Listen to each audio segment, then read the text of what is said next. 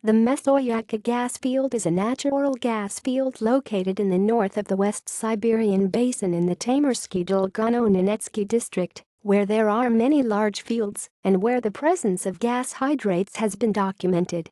The Messoyakha gas field is often used as an example of production of in-situ gas hydrates.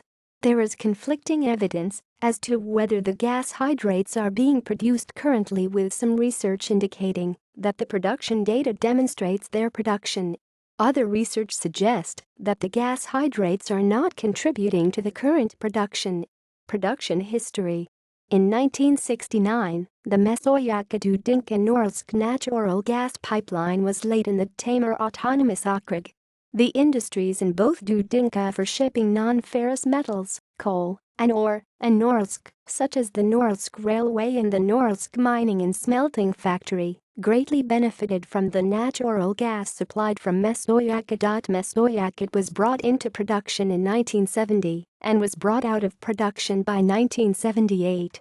Production was resumed at a significantly lower rate in 1980 with intermittent production during the summer season and continues to this day.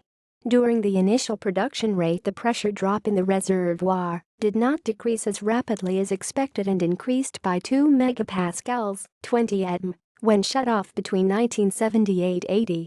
Petroleum engineers and geologists point to the subsequent production from 1980 and the increase in pressure as evidence of the gas hydrates producing into the Messoyakha reservoir formation.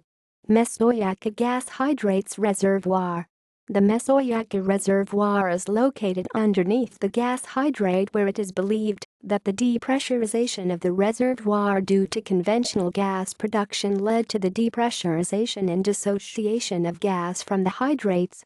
The Messoyakha gas field is enclosed in an anticlinal structure trap and is overlain by a 420 to 480 meters, 1,380 to 1,570 feet thick permafrost zone. Notes. References.